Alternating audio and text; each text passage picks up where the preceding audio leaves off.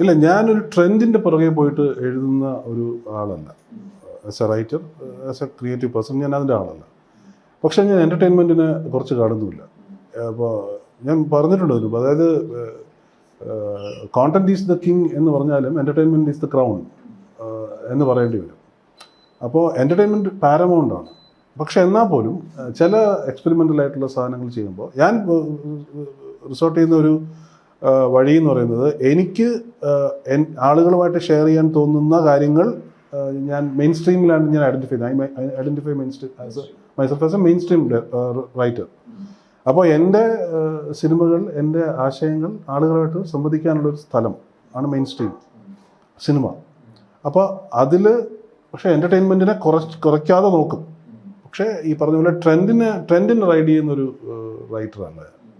എല്ലാ സിനിമകളും ഒരു പൊളിറ്റിക്കൽ ലെൻസിലൂടെ, അതായത് ക്രാഫ്റ്റിനെ കുറിച്ച് പറയുന്നതിന് കൂടുതൽ പൊളിറ്റിക്കൽ റീഡിങ് അതുണ്ട്. ഹൈപ്പർ വെന്റിലേഷൻ ഉണ്ട്, ഇപ്പോഴത്തെ റിവ്യൂയിങ്ങിലുണ്ട് ഹൈപ്പർ വെന്റിലേഷൻ എന്ന് പറയുന്നത്. എന്താണ്, സിനിമ വ്യൂ ചെയ്യുന്നതിനേക്കാൾ കൂടുതൽ റിവ്യൂ ചെയ്യണം ചെയ്യുന്നത്. Before you view A film you start reviewing A film. അതാണ് ഇപ്പോഴത്തെ കുഴപ്പം. അപ്പോൾ എന്ന് പറഞ്ഞാൽ ഇപ്പോൾ ഒരു 10 minutes കഴിയുമ്പോൾ തന്നെ ഒരു ജഡ്ജ്മെൻ്റലായിട്ടുള്ള ഒരു വ്യൂയിങ് നമുക്ക് റിവ്യൂയിങ് തന്നെ വായിക്കാൻ പറ്റും. ആ ഒരു ജഡ്ജ്മെൻ്റലായിട്ട് തുടങ്ങിയത് തന്നെ ജഡ്ജ്മെൻ്റലായിരുന്നു എന്നുള്ളത് മനസ്സിലാക്കാൻ പറ്റും. അപ്പോൾ അതിനെയൊക്കെ നമ്മൾ ബോദർ ചെയ്യാൻ പറ്റില്ല. ആസ് എ ക്രിയേറ്റീവ് പേഴ്സൺ അല്ലെങ്കിൽ ഒരു റൈറ്റർ എന്നുള്ള നിലയിൽ നമ്മളതിനെ ബോദർ ചെയ്തിട്ട് എഴുതാൻ പറ്റില്ല. ഇങ്ങനെ ആയിരിക്കും ഇതിൻ്റെ റിവ്യൂ വരുന്നത്. അതാണ് ഒരുപാട് അടുത്ത പ്രശ്നം. ഇപ്പോൾ പൊളിറ്റിക്കൽ കറക്റ്റ്നെസ് എന്ന് പറയുന്നത് ഏറ്റവും കൂടുതൽ മറ്റേ ഒരു ബ്ലഡ്ജൻ ചെയ്യുന്ന സമയമാണ്. Art it self is politically incorrect എന്ന് പറഞ്ഞാൽ ക്രിയേറ്റിവിറ്റി ഇറ്റ് സെൽഫ് ഈസ്. അപ്പോൾ എന്ന് പറഞ്ഞാൽ നമ്മളിപ്പോൾ പൊളിറ്റിക്കലി ഇൻകറക്റ്റ് ആയിട്ടുള്ള ഒരാളിനെ കാണിച്ചാൽ ആ ആൾ പറയുന്നത് റൈറ്റർ പറയുന്നതായിട്ട് തെറ്റിദ്ധരിച്ച് റിവ്യൂ എഴുതുക, എന്നിട്ട് പറയും റൈറ്റർ അതാണ് ഉദ്ദേശിച്ചത്. അത് ആ ക്യാരക്ടറല്ലേ ഉദ്ദേശിച്ചത്. എക്സാക്ട്ലി. അപ്പോൾ അത് ഒരു റിവ്യൂയിങ്ങിൻ്റെ ഒരു ഫോളാണ് അത് ശരിക്കും. അപ്പോൾ അതിൽ പക്ഷേ ഞാൻ ബോധമല്ല. ഞാൻ എഴുതുമ്പോൾ എനിക്ക് മനസ്സിൽ തോന്നുന്നത് തന്നെയാണ് എഴുതുന്നത്. അതിന് ഒരുപാട് തടസ്സങ്ങളുണ്ട്. ഇപ്പോൾ ഈ പറഞ്ഞ പോലെ ഇത് പുറത്ത് വന്നതിന് ശേഷമല്ല. ഇപ്പോൾ സെൻസറിങ്, പിന്നെ പൊളിറ്റിക്കൽ ഒരു ബാക്ക്ലാഷ് ഉണ്ട്. അതെന്ന് പറഞ്ഞാൽ നമ്മുടെ മൊത്തം ആ ഇൻഡസ്ട്രി തന്നെ എഫക്റ്റ് ചെയ്യുന്ന രീതിയിലാണ്. ഒരു സിനിമയെ വരാൻ സമ്മതിക്കാതിരിക്കുക, സിനിമ വന്നു കഴിഞ്ഞാൽ അതിനെതിരെ ഭയങ്കര പ്രകടനങ്ങൾ ഉണ്ടാവുക, അതിനെ ബാൻ ചെയ്യാനുള്ള ശ്രമം, call for ban, silliest possible reason cite ചെയ്തിട്ട്. അപ്പോൾ അങ്ങനെയൊക്കെ ഉണ്ടാകുന്നൊരു കാലത്താണ് എല്ലാ ഇതിലാണ് ഹൈപ്പർ വെന്റിലേഷൻ എന്ന് പറയുന്നത്. ഇപ്പോഴത്തെ ഒരു സോഷ്യോ പൊളിറ്റിക്കൽ ക്രിയേറ്റീവ് സ്ഫിയറിൽ ഭയങ്കര പ്രോബ്ലമാണ്. എക്സാക്ട്ലി എന്ന് പറഞ്ഞാൽ അതിനെ അങ്ങനെ കാണാനുള്ളൊരു മനസ്സില്ല എന്നുള്ളത് പോട്ടെ. പക്ഷേ അതിനെ അങ്ങോട്ട് എതിർത്ത് പുള്ളിക്കൊരു ജീവഹാനി ഉണ്ടാക്കുന്ന രീതിയിൽ ഒരു ഡെമോക്രസിയിൽ, പിന്നെ നമ്മൾ പറയുന്നൊരു fail democracy in the sense ഒരു അങ്ങനെ ഒരു രീതിയിലോട്ടാണ് പോകുന്നത്. അതെ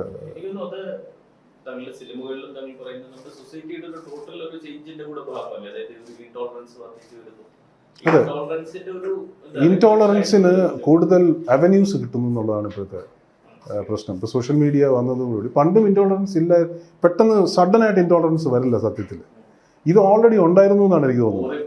അതെ, കാരണം യു ഹാവ് എൻ അവന്യൂ. നമ്മുടെ മുമ്പിൽ, നമ്മുടെ മൊബൈൽ ഫോണിൽ, നമ്മുടെ ഫേസ്ബുക്കിൽ, നമ്മുടെ ഇൻസ്റ്റാഗ്രാമിൽ, എല്ലാ സ്ഥലങ്ങളിലും നമുക്ക് ഇതിൻ്റെ അവന്യൂ ഉണ്ട്. ഇതിന് ഇമ്മീഡിയറ്റ് ആയിട്ട് ഇൻടോളറൻസ് കാണിക്കാനുണ്ട്. അപ്പോൾ it has come to the fore now. അതാണ്, it was always there but അതെ. ഇല്ല, അതാണ് ഞാൻ പറഞ്ഞത്. ഞാനത് ചിന്തിക്കാറില്ല. അങ്ങനെ ചിന്തിച്ചാൽ എഴുതാൻ പറ്റില്ല. പേന മൂവിയില്ല. നമ്മൾ ഇത് ഏതൊക്കെ ഇതിൽ എത്രയും പേര് അങ്ങനെ ചെയ്യുന്നതുകൊണ്ട് ഒരുപാട് ബെനിഫിറ്റ്സ് ഉണ്ട്. പക്ഷെ അത് ചെയ്തു കഴിഞ്ഞാൽ നമ്മുടെ ആർട്ടിനോട്, നമ്മുടെ ക്രാഫ്റ്റിനോട് ചെയ്യുന്ന ഒരു ഭയങ്കര വലിയൊരു ചതിയാണ് അങ്ങനെ ചെയ്യുന്നത്. കാരണം അപ്പോഴുള്ള ആൾക്കാരുടെ ഒരു നോഡിന് വേണ്ടി if you try to tone down your writing or if you abstain from writing what you feel, then that is wrong. റിവ്യൂസിന്റെ ഒരു അതിപ്രസരം നേരത്തെ പറഞ്ഞ കാര്യം, online media everybody is A reviewer. അപ്പോൾ അങ്ങനത്തെ ഒരു സിറ്റുവേഷൻ എങ്ങനെ കാണുന്നത്? ബിക്കമിങ് മോർ ടോക്സിക്, അങ്ങനെ ഒരു ടോക്സിക് ആണ് അത്. പക്ഷേ അതൊരു ഡെമോക്രാറ്റിക് സ്റ്റേറ്റ് ആണ്. നമുക്കതിനെ പറ്റില്ല എന്നൊന്നും പറയാൻ പറ്റില്ല. റിവ്യൂവേഴ്സിന് അഗൻസ്റ്റ് ആയിട്ടൊന്നും നമുക്ക് സംസാരിക്കാൻ. പക്ഷേ റിവ്യൂയിങ് ഞാൻ നേരത്തെ പറഞ്ഞാൽ ഹൈപ്പർ വെന്റിലേഷൻ ഉണ്ട് റിവ്യൂവിൽ. Even before you understand or try to understand the film you start writing about the film എന്നുള്ളൊരു സംഭവമുണ്ട്. അപ്പോൾ ഒരുപാട് സംഭവം എന്ന് പറഞ്ഞാൽ ഈ റിവ്യൂവേഴ്സിന് തന്നെ തോന്നാൻ സാധ്യതയുള്ളൊരു കാര്യം, ഇതിൻ്റെ ഒരു ഒരു ഡിന്നൻ ബസ്സിൽ കഴിഞ്ഞു കഴിഞ്ഞാൽ പിന്നൊരു മൊമെൻറ്റിൽ ചിലപ്പോൾ ഈ നേരത്തെ റിവ്യൂ ചെയ്ത സിനിമ തന്നെ രണ്ടാമത് കാണുമ്പോൾ അതല്ല എന്ന് തോന്നും.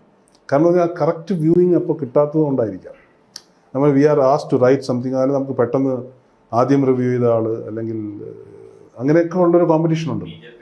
അപ്പോൾ ഇതിൻ്റെ ന്യൂവൻസിങ് കിട്ടാതെ ഒരുപാട് റിവ്യൂവേഴ്സ് പിന്നെ വിളിച്ച് സംസാരിച്ചിട്ടുണ്ട് എന്നോട്, അയ്യോ അത് അങ്ങനെയായിരുന്നല്ലേ ഉദ്ദേശം. അപ്പോൾ ഞാൻ അന്നും അങ്ങനെയായിരുന്നു.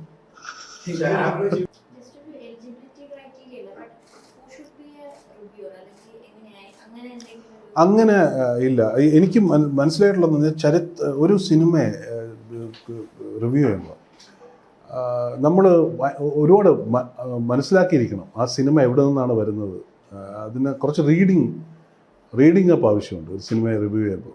അപ്പോൾ നമുക്ക് പെട്ടെന്ന് നമുക്ക് ഇതിനകത്തൊരു ഫിലിമിൽ ലിറ്ററസി എന്ന് പറയുന്ന സാധനം അതൊരു ഭയങ്കര നീഡായിട്ടോ അങ്ങനെയുള്ള ഇല്ലയെന്ന് പറഞ്ഞ ആളുകളെ പുച്ഛിക്കാനോ ഞാൻ റെഡിയല്ല. പക്ഷേ ഒരു സിനിമയെ മനസ്സിലാക്കണമെങ്കിൽ അതിന് ഒരുപാട് അതിനെക്കുറിച്ചുള്ള അത് പറയുന്ന കാര്യങ്ങളെക്കുറിച്ചുള്ള ഒരു അറിവ് വേണം അതിനു മുമ്പ്. വ്യൂവേഴ്സിന് അത് ആവശ്യമില്ല.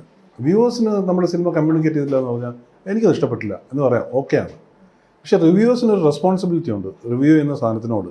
അപ്പോൾ അവർ ഈ സിനിമയുടെ ഒറിജിൻസിനെ കുറിച്ചും ഇതിൻ്റെ എവല്യൂഷനെ കുറിച്ചും ആ തീം എങ്ങനെയാണ് വന്നതിനെ കുറിച്ചും അവർ മീഡിയേറ്റേഴ്സായിട്ട് നിൽക്കുകയാണല്ലോ റിവ്യൂവേഴ്സ്. അപ്പോൾ ദേ ഹാവ് ദാറ്റ് റെസ്പോൺസിബിലിറ്റി എന്ന് പറഞ്ഞാൽ ഇതിൻ്റെ എന്താണ് ഒരു ഭയങ്കര ടങ് ഇൻ ചീക്ക് ആവുക മാത്രമല്ല reviewing. There is something more than that. അത് വാല്യൂ അഡീഷൻ ആവണം. ക്രിട്ടിസൈസ് ചെയ്യണം അതൊന്നിനെ കുറിച്ച് ഞാൻ സംസാരിക്കില്ല. അതിനുള്ള റൈറ്റ്സ് എല്ലാവർക്കും ഉണ്ട്. Viewers can say anything, but reviewer has A responsibility towards thing എന്നുള്ളതാണ്. അതിനൊരു ഒരു സിനിമയും അണ്ടർസ്റ്റാൻഡ് ചെയ്യണം. ഒരു സോഷ്യോളജിക്കൽ ലെയർ ഉണ്ട്, ഹിസ്റ്റോറിക്കൽ ലെയേഴ്സ് ഉണ്ട് സിനിമയിൽ, അതൊക്കെ. പക്ഷേ ഒരു വ്യൂവർ എന്നോടെന്ന് പറയുകയാണ് നിങ്ങളുടെ ഒരു സിനിമ ഉണ്ട് കേട്ടോ എനിക്ക് തീരെ ഇഷ്ടപ്പെട്ടില്ല, I respect that. But when a reviewer says that I have to ask him why. If he does not have the right answers to that, then there is a problem.